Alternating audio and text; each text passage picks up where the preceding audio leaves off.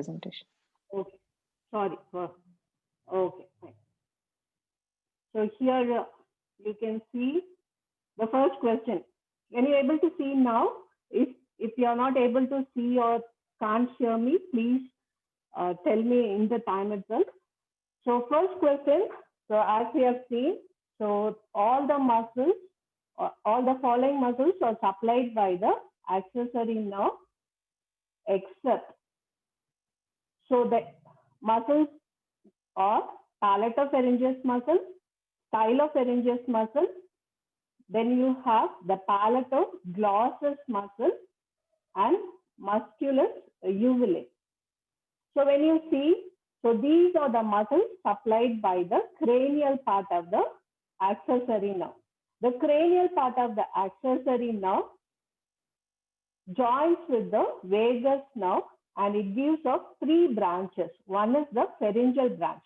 The pharyngeal branch supplies all the muscles of the soft palate except tensor palatine muscle, which is supplied by the nerve to the medial pterygoid, which that arises from the trunk of the mandibular nerve.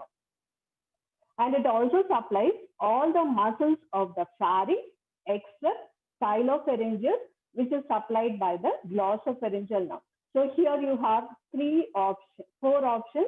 Among the four, so the palatoglossus, palatopharyngeus, palatoglossus, and musculus uvulae. So these three are supplied by the cranial part of the accessory nerve, whereas the stylopharyngeus is supplied by the glossopharyngeal nerve.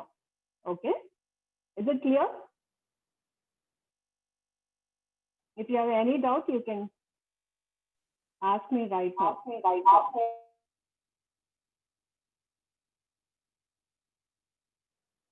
Can I move on to the second question? Yes, ma'am. Okay, fine.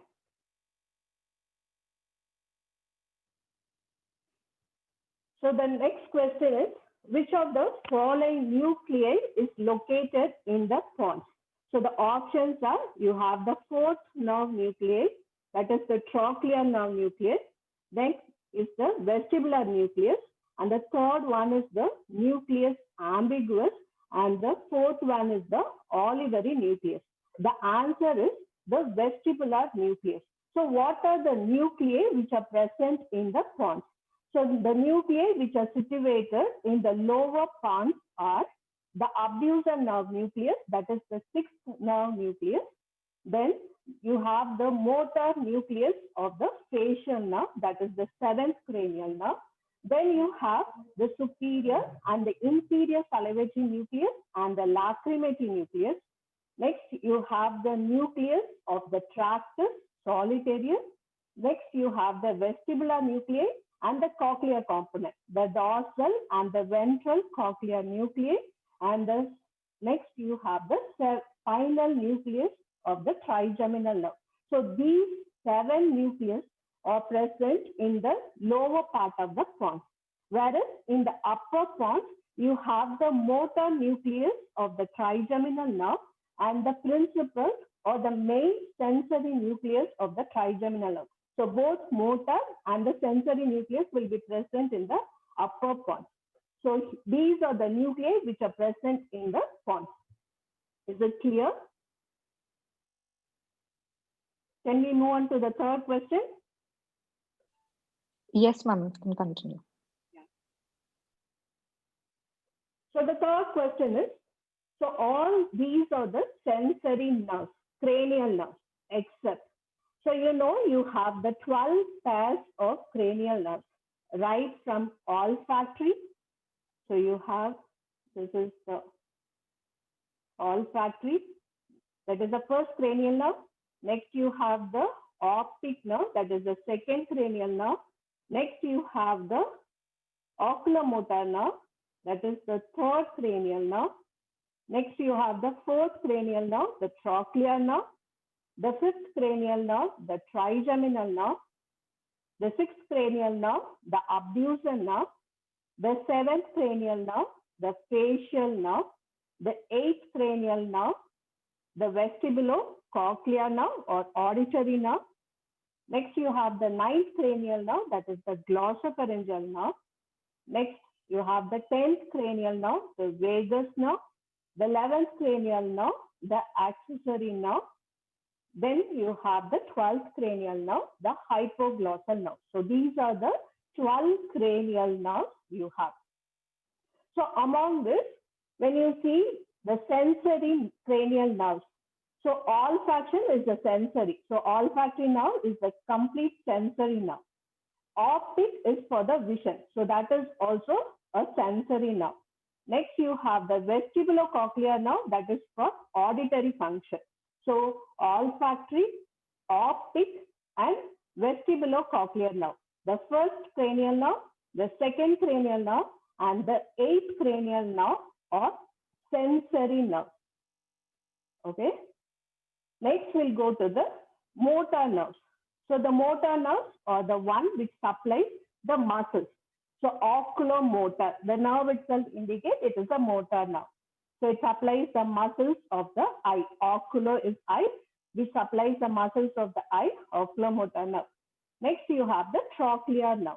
So the trochlear nerve supplies the superior oblique muscles of the eyeball, hence it is also motor.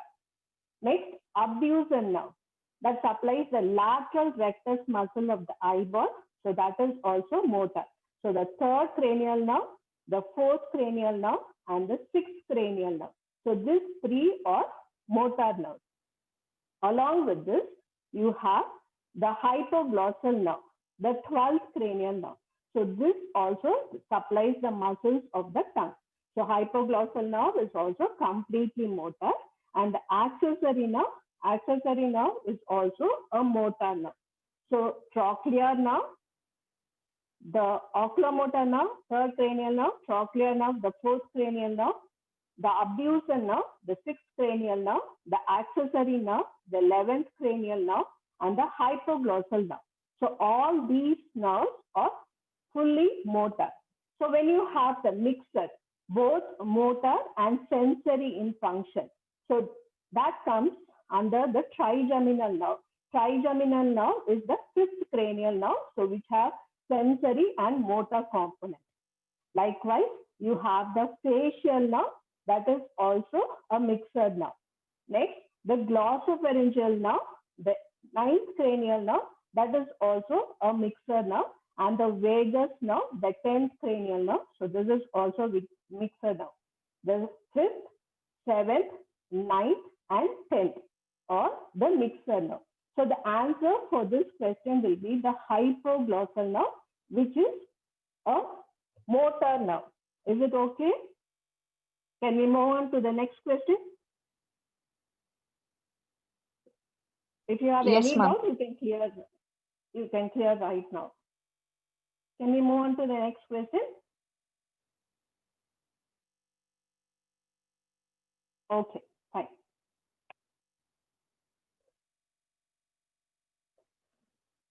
So the fourth question is, all the following structures emerge at the anterior border of the parotid gland except. So the options are the parotid duct, the zygomatic branch of the facial nerve, the retromandibular vein, and the transverse facial artery. The answer is the retromandibular vein. So what are the structures which emerge deep to the anterior border? So this is the anterior border. So this is the anterior border. So what are the structures which emerges deep to the anterior border? So whichever highlighted in the purple color are the structures which emerges deep to the anterior border. So first you have the zygomatic branch. Okay. Next you have the transverse facial vessels. Next you have the upper buccal branch of the facial nerve. Next you have the accessory parotid gland and its duct if it is present. Next you have the parotid duct. Next you have the lower buccal branch of the facial nerve. And next you have the marginal mandibular branch of the facial nerve. So all these 7 structures emerges deep to the anterior border of the carotid gland. Is it clear? So the answer will be the retromandibular vein.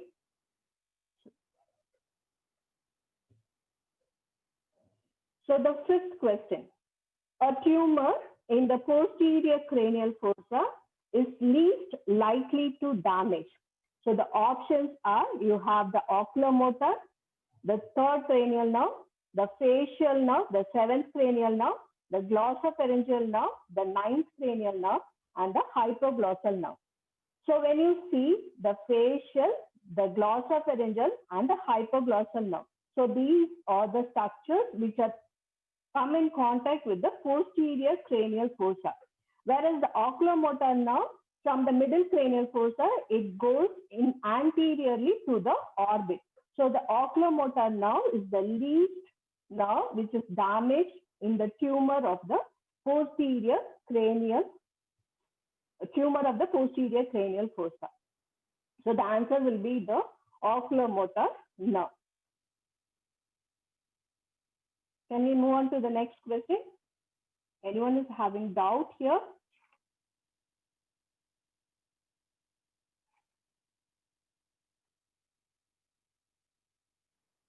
Okay. So next we'll see the 6th one. So the antagonist muscle to the superior rectus muscle. The superior rectus muscle, what is the muscle which is antagonist to the superior rectus muscle? So always will be the opposite. The inferior rectus muscle is the answer. So you have the option inferior oblique, inferior rectus, superior oblique, and lateral rectus. So the antagonist muscle to the superior rectus will be always the inferior rectus muscle.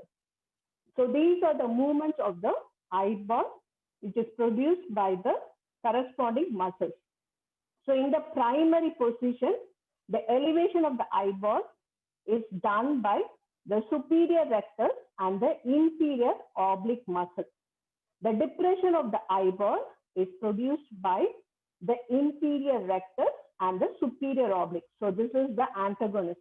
The superior rectus, inferior oblique, and superior oblique. Okay.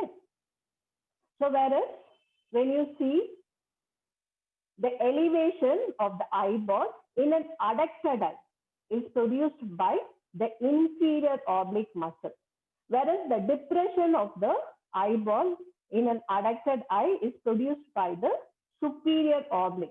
So in an adducted eye, the inferior oblique muscle produces elevation, whereas the superior oblique muscle produces a depression. The adduction of the eyeball is made by the medial rectus muscle. When you see in an abducted eye, the abduction is produced by the lateral rectus muscle. So abduction is towards the lateral side, so hence it is produced by the lateral rectus muscle. So elevation in the abducted eye is produced by the superior rectus muscle, whereas the depression in the abducted eye is produced by the inferior rectus muscle. There are other two movements, which is intorsion and extorsion. The intorsion, that is moving inward, is produced by the superior rectus and superior oblique, whereas the extorsion, moving the eyeball outward, is produced by the inferior rectus and the inferior oblique muscle. So these are the movements which are produced by the extraocular muscles. Clear? Can we move on to the next? Okay. The 7th question. Which of the following is not attached laterally to the thyroid cartilage, or all the following muscles are attached to the oblique line of the cartilage, thyroid cartilage, except? So the options are, you have sternothyroid, thyrohyoid, superior constrictor, and inferior constrictor muscle. So the answer will be the superior constrictor. So now we see what are the muscles attached to the thyroid cartilage. Along the lower border of the thyroid cartilage, it receives the insertion of the cricothyroid muscle. The posterior surface of the thyroid cartilage, it gives attachment to the three muscles from medial to lateral. You have the ocalis muscle, then you have the thyroarytenoid muscle, and then you have the thyroepiglotticus muscle. So the posterior surface of the thyroid cartilage gives attachment to the ocalis, thyroarytenoid, and thyroepiglotticus muscle. On the outer surface, it gives attachment to three muscles from before backwards. You have the thyrohyoid muscle, then you have the sternothyroid muscle, then you have the thyropharyngeal part of the inferior constrictor muscle. And along the posterior border, it gives insertion to the conjoint tendon of the three longitudinal muscles of the pharynx, the stylopharyngeus, the palatopharyngeus, and salpinopharyngeus muscle. So these are the muscles attached to the thyroid cartilage. So the answer for the seventh question will be the superior constrictor muscle. So the eighth question is a special stain. So the Austin is the stain used for visualizing which fibers? You have the elastin fibers, collagen fibers, and reticular fibers, and fibroblasts. So this stain is mainly used to visualize the elastic fibers. So here you can see the purple strands. So these are the elastic fibers. So Austin is a special stain which is used to visualize the elastic fibers. In addition to elastic fibers, it is used to visualize the chromosome, the hepatitis B surface antigen, and copper associated proteins. Next, we'll pass on to the ninth question. The auriculotemporal nerve supplies the motor fibers to the tongue. The next option is supplies the mandibular teeth. Third one is it conveys the secretomotor fibers to the parotid gland, and it contains the fibers which have passed the facial nerve. So the answer is it conveys the secretomotor fibers to the parotid gland. So when you see the distribution of the auriculotemporal nerve is the branch from the posterior division of the mandibular nerve. The important thing you have to note about the auriculotemporal nerve is that it has two roots which encircles the middle meningeal artery. When you see the distribution, auriculotemporal, so it supplies the auricle and the temporal region. So this one branch is the auricular branch. The auricular branch supplies the skin of the tragus, adjoining upper part of the auricle, the roof and the anterior wall of the external acoustic meatus. Next, the adjoining cuticular layer of the tympanic membrane. So all related to the ear. So auriculo. The temporal part supplies the skin of the temple region. Then it gives the articular branch to the temporomandibular joint. And the fourth one, it conveys the postganglionic parasympathetic or secretomotor fibers to the parotid gland. So the answer for the ninth question is it conveys the secretomotor fibers to the parotid gland. The 10th question. The internal jugular vein in the neck is located within the spinal cord, the carotid sheath, the posterior triangle, and the dural sheath. The answer will be the carotid sheath. So the carotid sheath is the modification of the investing layer of the deep cervical fascia, which is present in the neck, extends from the base of the skull to the arch of the aorta. So the contents of the carotid sheath are the common carotid artery, the vagus nerve, the internal carotid artery, and the internal jugular vein. What are the structures that pierces the carotid sheath? The external carotid artery pierces the carotid sheath. The branches from the vagus nerve, it pierces the carotid sheath. The tributaries of the internal jugular vein pierces the carotid sheath. So these are the structures that pierces the carotid sheath. External carotid artery, branches of the vagus nerve, tributaries of the internal jugular vein. So the contents are the common carotid artery. Next you have the internal carotid artery, the vagus nerve, the internal jugular vein.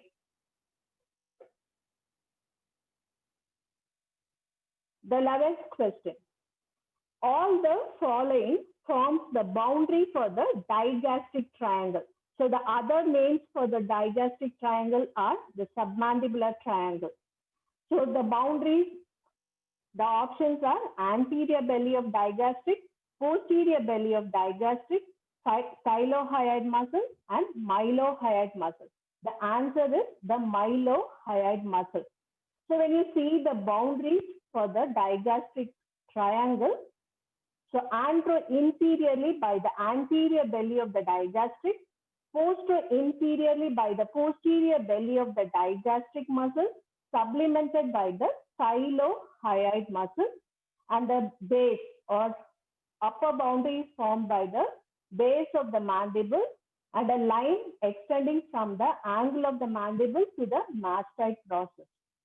The mylohyoid muscle forms the floor, but it is not the boundary for the digastric triangle. So the answer is the mylohyoid muscle. The 12th question. The multipinate order is seen in which of the following muscles? So the options are the temporalis muscle, the deltoid muscle, the masseter muscle, and flexor pollicis longus muscle. So the most obvious is the deltoid muscle. So the deltoid muscle is the multipinate muscle. So next is the masseter muscle. So first will be the deltoid, next will be the masseter. So this is the order. So the answer is B. If you choose the C is also right. Next, which is the following is true? The optic nerve goes through the foramen ovale. The glossopharyngeal nerve goes through the jugular foramen. The 12th cranial nerve, the hypoglossal nerve, passes through the foramen rotundum. All of the above.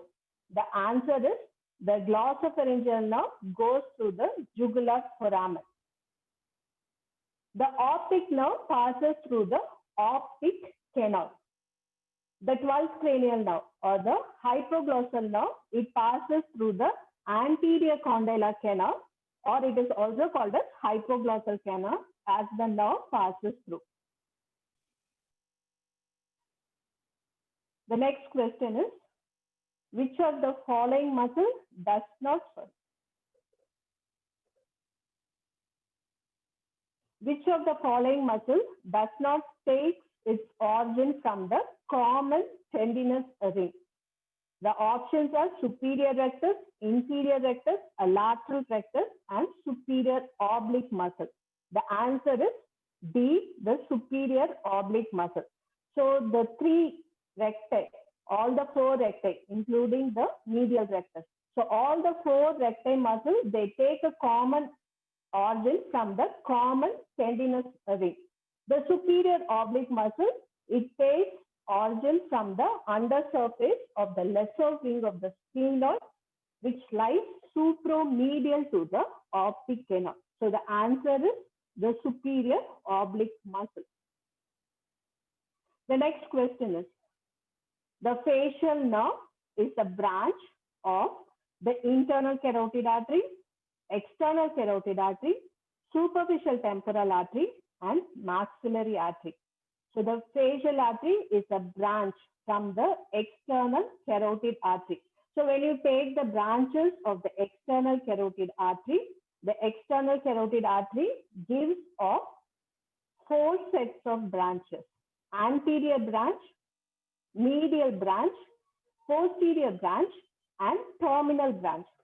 So the first branch, which is a medial branch, so that is the ascending pharyngeal artery.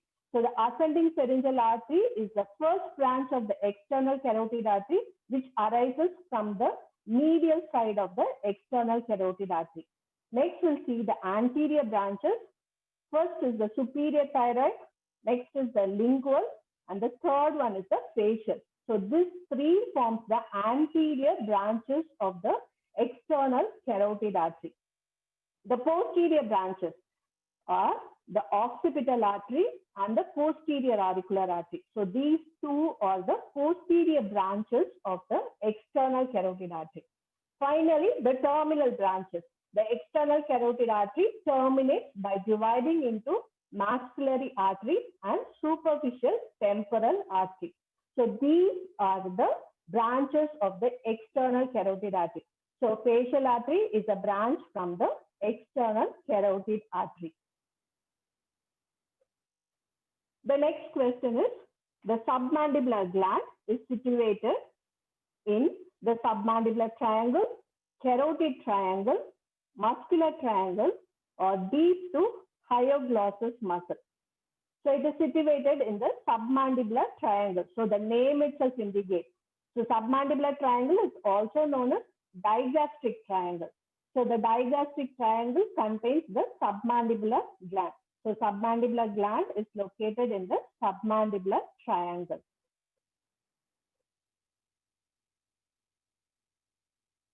The next question is, the superficial incision on the posterior triangle of the neck leads to difficulty in shrugging of the shoulder, difficulty in start of abduction, difficulty in rotation of the face towards the same side, and difficulty in flexion.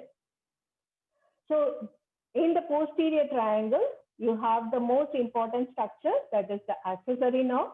So the incision on the posterior triangle, which damages the accessory nerve.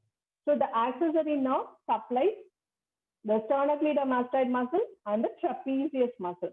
So the trapezius action is, it causes shrugging of the shoulder. So the answer is, it causes a difficulty in the shrugging of shoulder. So superficial incision on the posterior triangle of the neck leads to difficulty in shrugging of shoulders. The next question.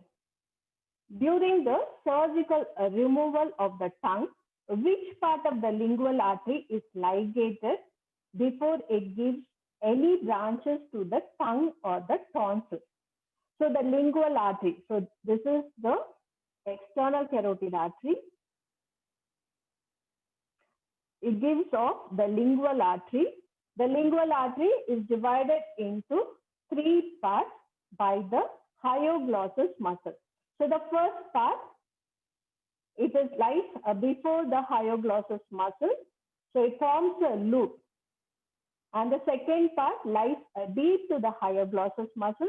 And the third part is called as arteria profunda linguae, or deep lingual artery, which ascends up and passes through the mucosa of the tongue.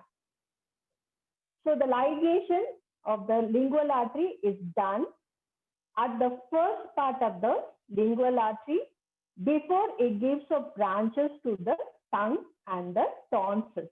So it has to be ligated in the first part of the lingual artery. The next question is the normal pressure of cerebrospinal fluid. The options are 10 to 60 millimeters of water, 20 to 70 millimeters of water, 60 to 80 millimeters of water, and none of the above. The answer is 60 to 80 millimeters of water. So it ranges from 60 to 100 millimeters of water, the normal pressures of CSF, cerebrospinal fluid.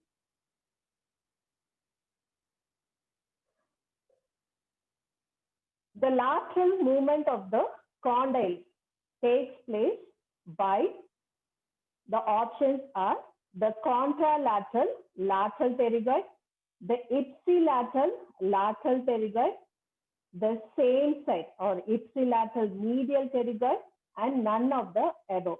The answer is the contralateral lateral pterygoid.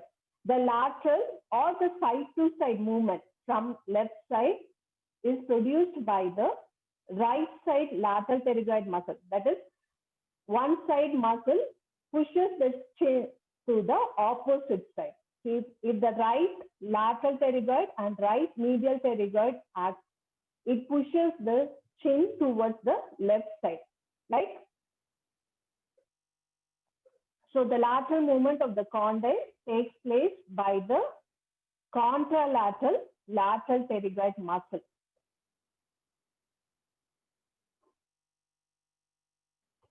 Okay. Next, we'll see the cells of the cerebral cortex are all except. So the cells are the Cajal cells, the pyramidal cells, the stellate cells, and the Purkinje cells.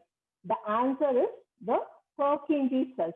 The Purkinje cells are present in the cerebellar cortex. The cerebellar cortex consists of the Purkinje cells. So all the other cells, the Cajal cells, the pyramidal cells, and the stellate cells are present in the cerebral cortex. So the answer is the Purkinje cells. The next question is, the muscle originating from the scaphoid fossa is the levator palatini muscle, the tensor veli palatini muscle, the palatoglossus muscle, the superior constrictor muscle.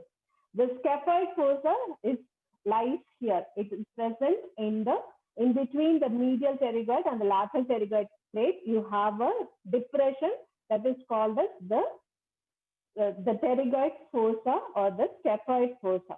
So it gives attachment to the tensor veli palatini muscle. So the answer is the tensor veli palatini muscle. The next question is the Inca bone or glossus or ossicles. So it is present in which sutures? That is the bregma, the lambda, the pterion, and the astrium. So the most commonly the Inca bones or the part of the bone which is not fused with the other rest of the bone. So it is the squamous part of the occipital bone. It ossifies by intramembranous ossification. If a part of the bone develops and does not fuse with the rest of the bone, it presents as a separate bone, which is called as the Inca bone. So most commonly, it is present at the lambda. Less commonly, it is present at the atrium. So the answer is B, the lambda.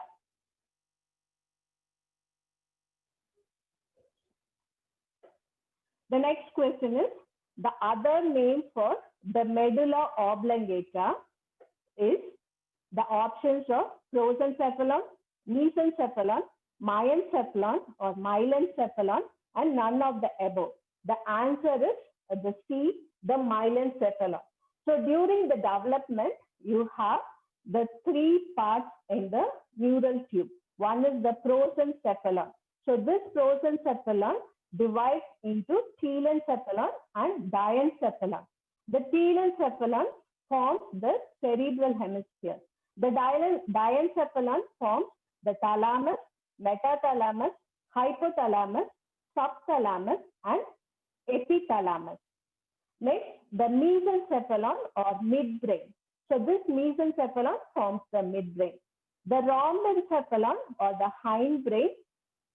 So this rhombencephalon divides into two, the metencephalon and myelencephalon. The metencephalon forms the pons, the myelencephalon forms the cerebellum and medulla oblongata. So the myelencephalon is otherwise it's known as the medulla oblongata by development wise. The next question is the Meissner corpuscles. The Meissner corpuscles or tactile sensory corpuscles or the mechanoreceptors which are located, the options are found in the tips of the fingers, toes, nipples, lips, and are associated with the sense of the touch, and they are located in the certain dermal papilla. So it is located in all the three sites. So these are the tactile corpuscles or mechanoreceptors which are responsible for the light touch. So Meissner's corpuscles are responsible for the light touch. The next question is, the mandibular fossa is a part of the mandible bone, the maxilla bone, the sphenoid bone, and the temporal bone. So the mandibular fossa is seen in the temporal bone. So here you can see the depression which accommodates the head of the mandible to form the temporomandibular joint.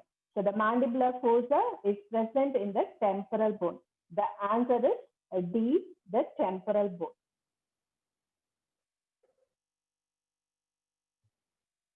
The next question is, the posterior belly of the digastric muscle is innervated by, the options are facial nerve, the mandibular nerve, the maxillary nerve, and the glossopharyngeal nerve. The answer is, it is supplied by the facial nerve.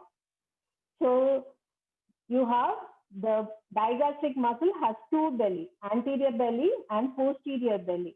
The posterior belly is supplied by the facial nerve. So this posterior belly develops from the mesoderm of the second pharyngeal arch.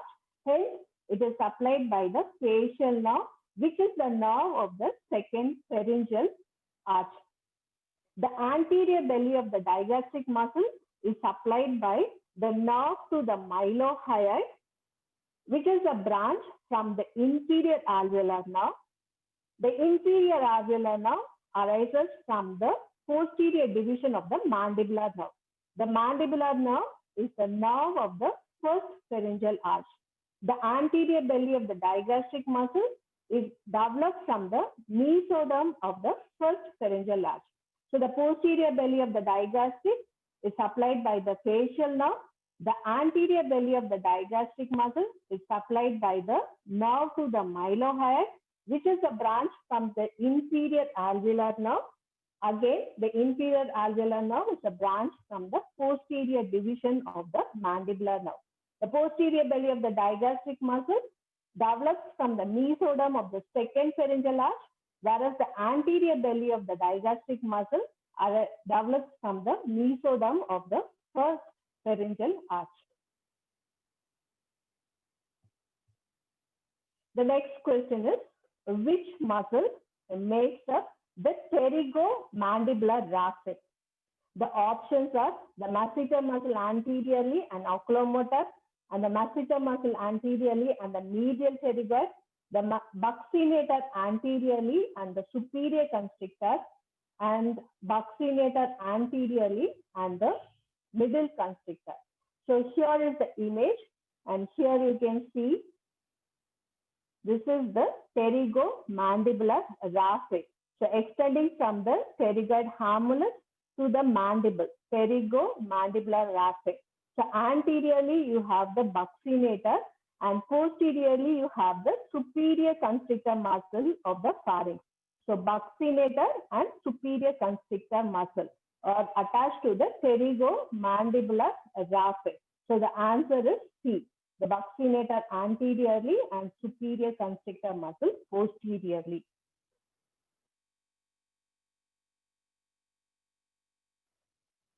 The next question is, the lamina cribrosa is a modification of the options are sclera, choroid, optic nerve sheath, and retina. The answer is the sclera. So this is the picture of the eyeball. So here you can see this is the posterior 4/5, that is the sclera. So this is pierced by the nerve fibers of the optic nerve. So this forms the seed-like appearance. This is called the lamina cribriosa. So lamina cribriosa is a modification which is present in the sclera by the piercing fibers of the optic nerve.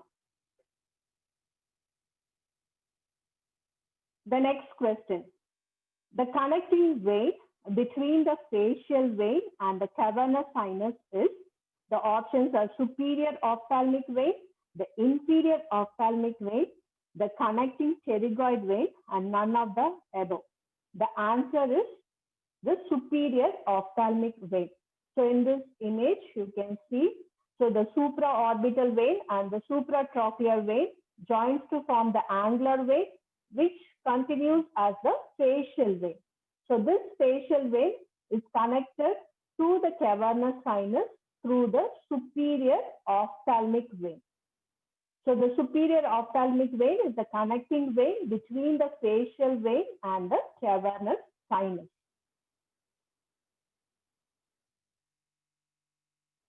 The next question is, the primary motor area for speech is in which lobe? The temporal lobe, the occipital lobe, the parietal lobe, and the frontal lobe. Remember, all the motor areas will be present in the frontal lobe. So the answer is D. So the motor speech area. So this is the frontal lobe. So here you can see this is the motor speech area. It is numbered as area number 44 and 45 of Brodmann, which is located in the pars triangularis, that is area 45, and pars opercularis, that is area 44 of the inferior frontal gyrus of the frontal lobe of dominant hemisphere. So the dominant hemisphere is important. So it is located in the frontal lobe of the dominant hemisphere, and the gyrus is the inferior frontal gyrus, particularly the two regions, the pars triangularis and pars opercularis. The area are the area number 44 and 45. The next question is Hoffberg cells. So these are the tissue macrophages of pancreas, placenta, uterus, and liver. So these are main macrophages which are present in the placenta. So Hoffberg cells are present in the placenta, which acts as a macrophage, and it is present throughout the pregnancy. The next question is, the chromosomes are suspended within the oocyte during which stage of meiosis 1? So the options are prophase, anaphase, metaphase, and telophase. So here you can see the metaphase is the stage in which the chromatids are arranged in the equatorial plane by the microtubules. So here the answer is the metaphase.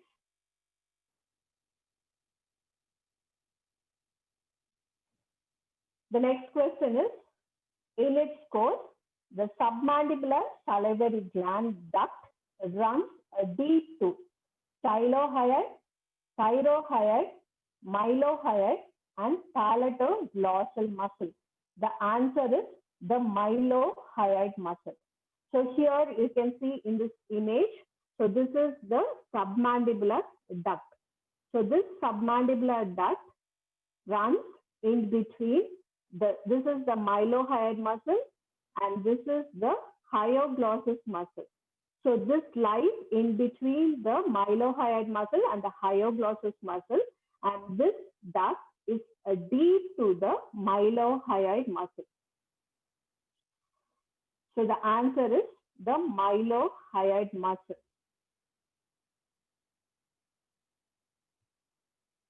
The next question is, which of the following nuclei controls the salivation of the parotid gland?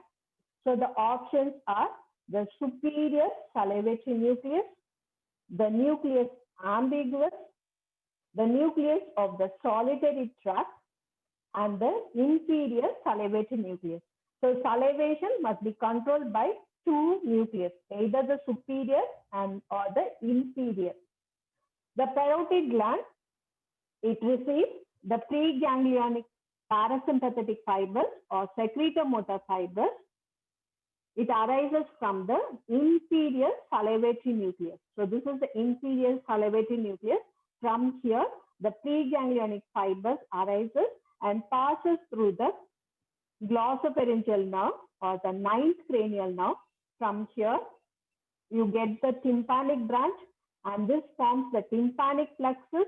From here, you get the lesser petrosal nerve, and here it relays in the aortic ganglion. From the aortic ganglion, the postganglionic secretomotor fibers are taken up by the auriculotemporal nerve, and it supplies the parotid gland. So this is the secretomotor pathway for the parotid gland. So the answer is the inferior salivatory nucleus, D.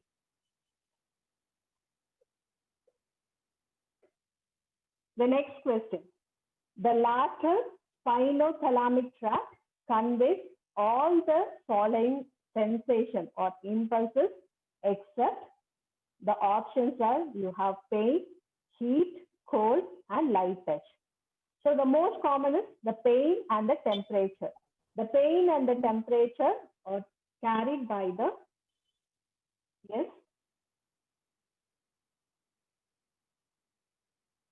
Is there any doubt?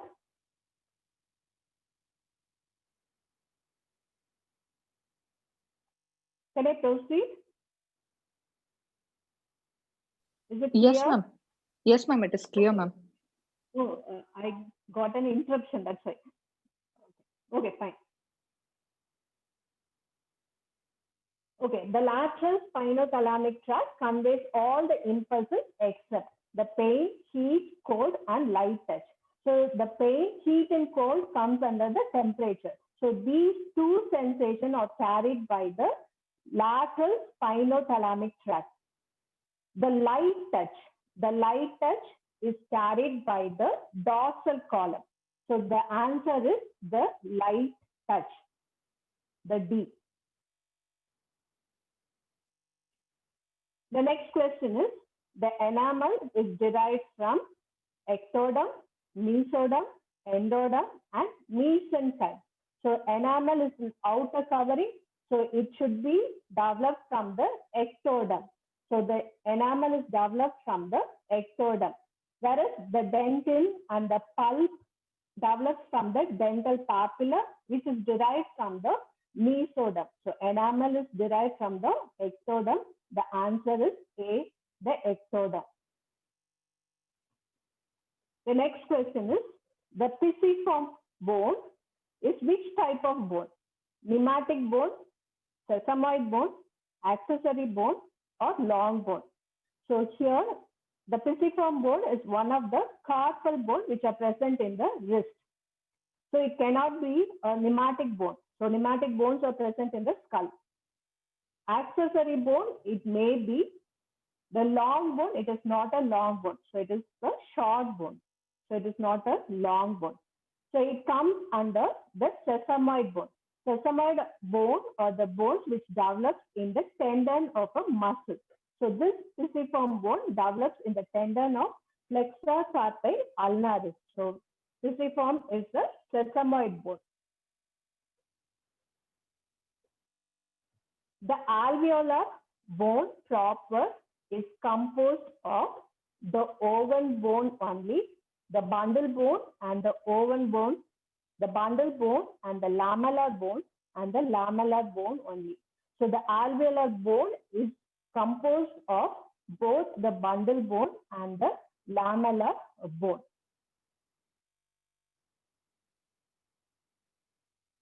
The next question. The tributaries of the cavernous sinus are all except the superior ophthalmic, the superior petrosal sinus, the inferior petrosal sinus, and the deep ophthalmic vein? The answer is the deep ophthalmic vein.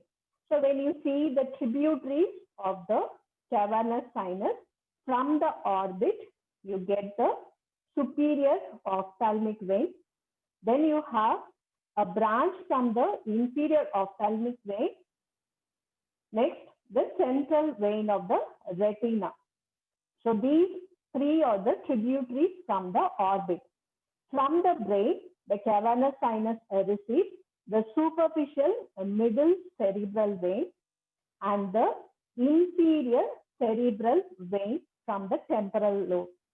And from the meninges, it receives the sphenoparietal sinus and the frontal trunk of the middle meningeal vein. So again, I repeat, the tributaries of the cavernous sinus. From the orbit, it receives the superior ophthalmic vein, the central vein of the retina, the inferior ophthalmic vein. From the brain, it receives the superficial middle cerebral vein and the inferior cerebral vein. From the meninges, it receives the sphenoparietal sinus and the frontal trunk of the middle meningeal vein. So these are the tributaries of the cavernous sinus. So the answer for this is the deep ophthalmic vein. Option D. The next question is the mylohyoid muscle. The mylohyoid muscle arises from the hyoid bone, develops from the second pharyngeal arch. It depresses the hyoid bone. It elevates the hyoid bone. The answer is it elevates the hyoid bone. So this mylohyoid muscle arises from the mylohyoid line of the mandible. It is the muscle which derives from the first pharyngeal arch. And this is the muscle which is present above the hyoid. So suprahyoid muscle. So it cannot depress the hyoid bone. So it has to elevate the hyoid bone. So the answer is the elevation of the hyoid. Option D.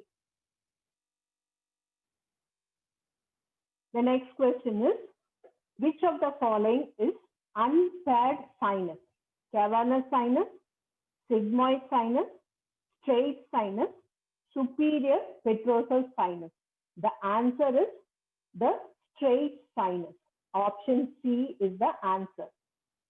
So what are the venous sinuses? You have 23 venous sinus. Among this, 8 are paired and 7 are unpaired. The 8 paired sinuses are the cavernous sinus. Next, you have the superior petrosal sinus. Next, you have the inferior petrosal sinus, transverse sinus, sigmoid sinus, sphenoparietal sinus, petrosquamous sinus, and middle meningeal vein or sinus. Unpaired sinuses are, it lies in the median position. So the superior sagittal sinus, inferior sagittal sinus, straight sinus, occipital sinus, anterior intercavernous sinus, posterior intercavernous sinus, and basilar plexus of veins. So the answer for this question is the straight sinus. Straight sinus is the unpaired sinus. The next question. The deep part of the submandibular salivary gland is in relation to the facial nerve, the lingual nerve, the lingual artery, and all of the above. The answer is the facial nerve. So here you can see this is the submandibular gland. Submandibular gland has 2 parts, which is divided by the mylohyoid muscle. So this is the superficial part and this is the deep part. The relations of the deep part of the submandibular gland, laterally you have the mylohyoid muscle, medially you have the hyoglossus muscle, above you have the lingual nerve with the submandibular ganglion, below you have the hypoglossal nerve. So these are the relations of the deep part of the submandibular salivary gland. So the answer for this question will be the lingual nerve.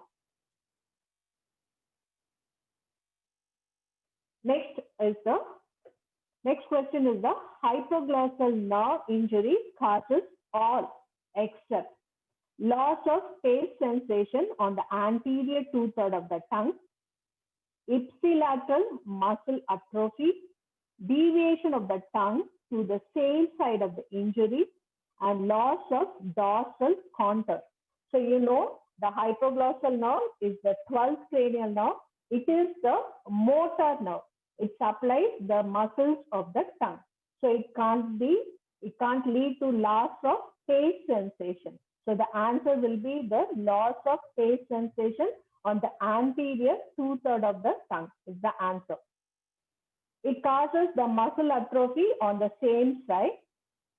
It causes a deviation of the tongue to the same side of the injury because the genioglossus try to push the tongue. So the affected side genioglossus is compensated by the opposite side normal genioglossus muscle. So the tongue deviates to the same side of the injury. Ipsilateral deviation of the tongue will be there. And that will be loss of dorsal contour of the tongue in the hypoglossal nerve injury. The next question is, Hassel's corpuscles are seen in thymus, lymph node, spleen, bone marrow. The answer is thymus. The thymus is the lymphoid organ, the primary lymphoid organ where the T lymphocytes are produced. Among the produced T lymphocytes, 95% are destroyed there due to the autoallergic activity against the self-antigen. So these are represented as the Hassel's corpuscles, the degenerated lymphocytes, they form Hassel's corpuscles. So the Hassel's corpuscles are present in the thymus. The characteristic features of the lymph node is it has the lymphatic follicles will be present in the lymph node. In the spleen, you have the white pulp and the red pulp with an eccentric arteriole. Whereas in the bone marrow, you have the loose tissues. So the answer is A, the thymus. The next question is, the space between the vocal folds is called as the rima vestibuli, the rima glottidis, the rima laryngeus, and rima arytenoid. The answer is, so this is the vestibular fold. So the space between the two vestibular folds is the rima vestibuli. The space between the two vocal folds is called as the rima glottidis. So the answer is option B, the rima glottidis. The space between the two vocal folds is called as the rima glottidis. The next question is, which suture closes first in the Crouzon syndrome? The Crouzon syndrome is a genetically inherited syndrome where it is characterized by premature fusion of the sutures. Most common is the coronal suture. It closes prematurely. So the answer is option B, the coronal suture. So this leads to facial and skull deformities. The next question is the first branch of the external carotid artery. So I have explained already the external carotid artery branches. The external carotid artery branches are grouped as 4 entities. First is the medial branch, next is the anterior branches, posterior branches, and terminal branches. So the first branch of the external carotid artery is the medial branch, which is a very smallest branch, that is the ascending pharyngeal artery. The next are the anterior branches, superior thyroid, lingual, and facial. Next, you have the posterior group of branches, which is occipital and posterior auricular. Finally, you have the terminal branches, which are maxillary and superficial temporal. So the answer for this is the option B, that is the ascending pharyngeal artery. The next question is, the Bell's palsy occurs due to intranuclear lesion of the trigeminal nerve, the fifth cranial nerve, the abducer nerve, the sixth cranial nerve, the facial nerve, the seventh cranial nerve, the vestibulocochlear nerve, the eighth cranial nerve. The answer is, the Bell's palsy is due to the lesion of the facial nerve, the seventh cranial nerve. That too, the intranuclear lesion, that is at the stylomastoid foramen. The lesion is called as the Bell's palsy. The next question is, the temporalis muscle originates from the side of the skull, the zygomatic process, the ramus of the mandible, the pterygopalatine fossa. So the name itself indicates temporalis. So it arises from the temporal region. So the temporal region is formed by the side of the skull. So it arises from the side of the skull. Answer is the option A, the side of the skull. So when you take the origin, it takes origin from the temporal fossa, excluding the zygomatic bone. So here I have written including, so it excludes the zygomatic bone, and it also arises from the temporal fascia. When you take the insertion, it is inserted to the margin and the deep surface of the coronoid process of the mandible, and also the anterior border of the ramus of the mandible. The nerve supply, the temporalis muscle is supplied by the deep temporal nerve from the anterior division of the mandibular nerve. Action of the temporalis muscle, it elevates the mandible, helps in the side-to-side grinding movement, and it retracts the protruded mandible. The posterior fibers of the temporalis helps in the retraction of the mandible. The next question is, which muscle causes depression of the mandible? Options are the medial pterygoid, lateral pterygoid, masseter, and the temporalis. So this medial pterygoid, lateral pterygoid, masseter, and temporalis are grouped as the muscles of mastication. Among this, the lateral pterygoid is the only muscle which causes the depression of the mandible. So the answer is the option B, the lateral pterygoid. So the lateral pterygoid causes the depression of the mandible, that is the opening of the jaw. Associated muscles are the digastric muscle, the geniohyoid muscle, the mylohyoid muscle, which are the suprahyoid muscles, which also helps in the opening of the lower jaw, that is the depression of the mandible.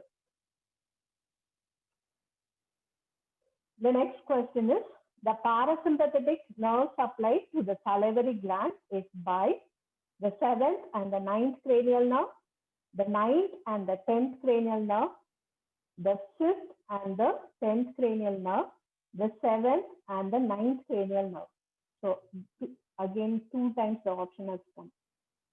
Okay, the answer is the 7th and the 9th cranial nerve. So the parasympathetic supply for the salivary glands. The salivary glands are 3. The major one is the parotid gland. Next, you have the submandibular gland and sublingual gland. For the parotid gland, the 9th cranial nerve carries the preganglionic parasympathetic fibers. For the submandibular and sublingual gland, the facial nerve carries the preganglionic parasympathetic fibers. So the 7th and the 9th cranial nerve are the answers. So the answer is the 7th and the 9th cranial nerve. The parasympathetic nerve supply to the salivary gland is by the 2 cranial nerve, the 7th cranial nerve and the 9th cranial nerve. So the 9th cranial nerve is for the parotid gland, The seventh cranial nerve is for the submandibular and the sublingual salivary glands.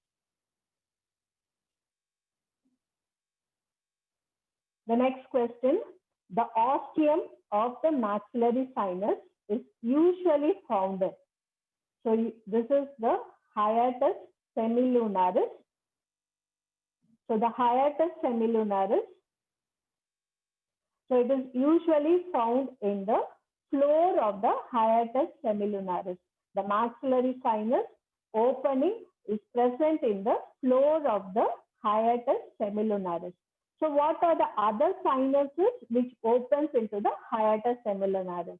So you have the anterior ethmoidal sinus which opens into the hiatus semilunaris, and the frontal sinus, it also opens into the hiatus semilunaris.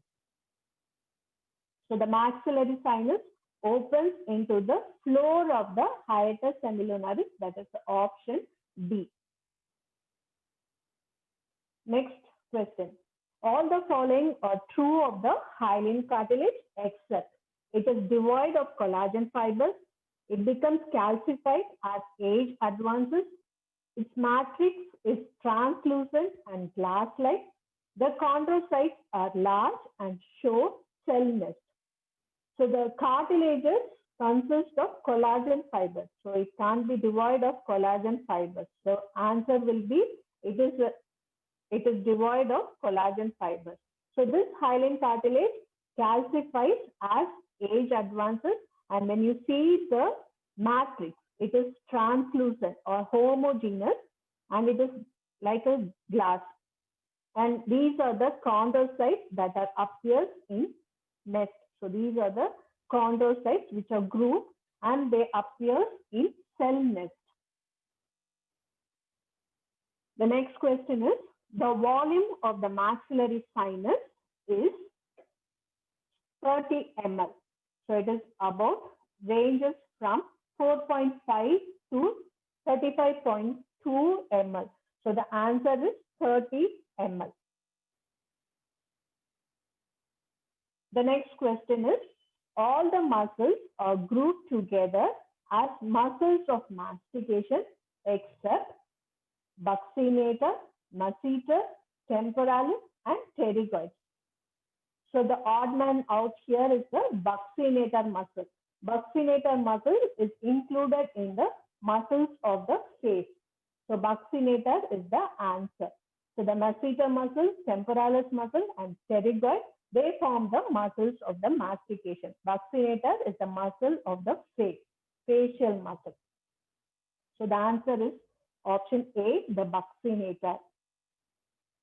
The next question is, the ganglion associated with the accommodation of eye for the near vision is. The options are geniculate ganglion, ciliary ganglion, optic ganglion, and sphenopalatine ganglion. The answer is ciliary ganglion. So here you can see this is the ciliary ganglion.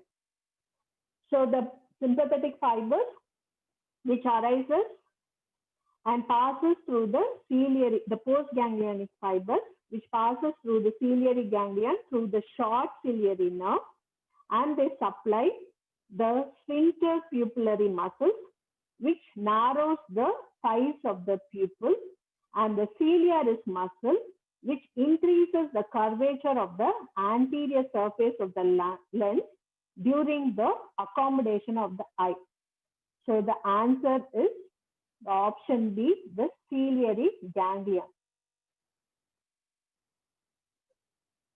The next question is, the neural tube develops from primitive streak, primitive node, notochord, and neuroectoderm.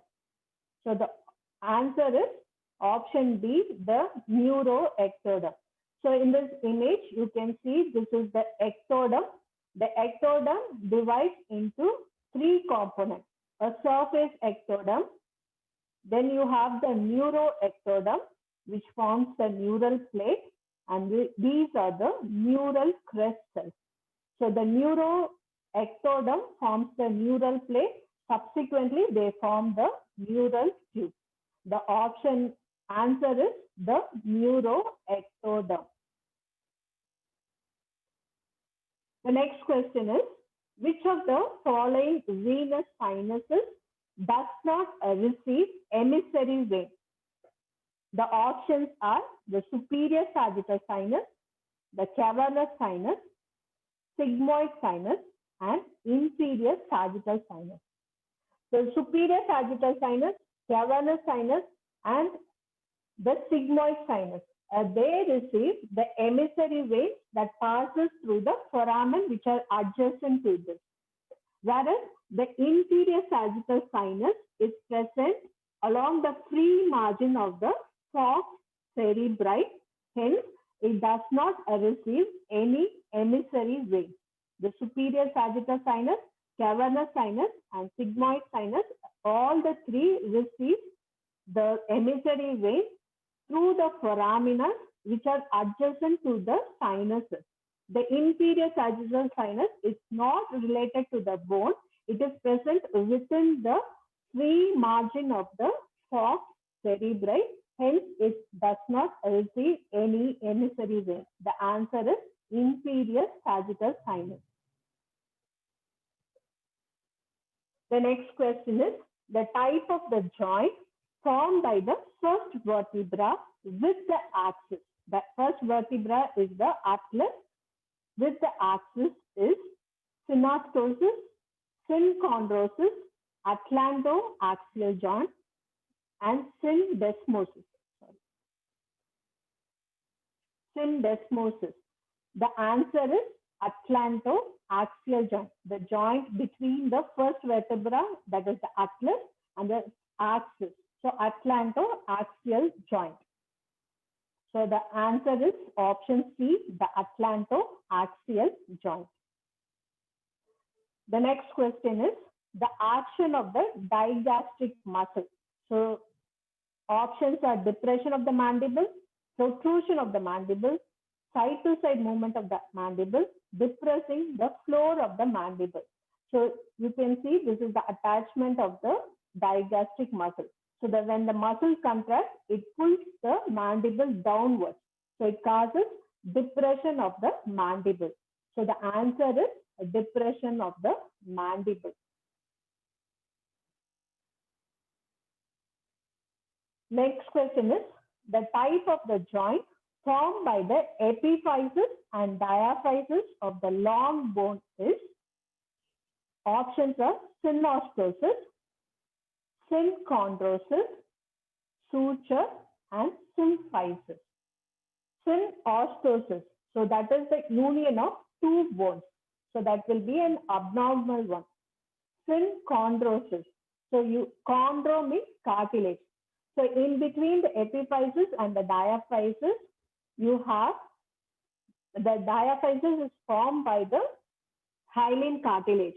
So the answer is synchondrosis. The ossification of the hyaline cartilage, it causes the fusion of the epiphysis and the diaphysis. So the answer is synchondrosis. Chondrosis. Chondro is cartilage. So the diaphysis is made up of hyaline cartilage. Ossification of the hyaline cartilage causes the fusion of the epiphysis and the diaphysis. So the answer is synchondrosis. The next question is the branch of the external carotid artery arising opposite to the tip of the greater cornua of the hyoid bone is. Options are superior thyroid, facial, lingual, and ascending pharyngeal artery. Ascending pharyngeal artery is a medial branch.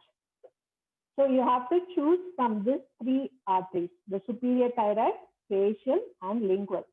So the first artery is the superior thyroid artery. The next one is the lingual, and third one is the facial. The superior thyroid artery arises below the tip of the greater cornua of the hyoid bone. The lingual artery arises opposite to the tip of the greater cornua of the hyoid bone, whereas the facial artery is above the tip of the greater cornua of the hyoid bone. So the answer is Option C, the lingual artery. The next question is, extra embryonic mesoderm is derived from the trophoblast, the precaudal plate, the yolk sac, the amniotic fluid. The extra embryonic, the name itself indicates it is present outside the embryo. Extra embryonic mesoderm. So it has to arise from the trophoblast. The outer covering cell is the trophoblast. So the extra embryonic mesoderm is derived from the trophoblast. The answer is A, the trophoblast.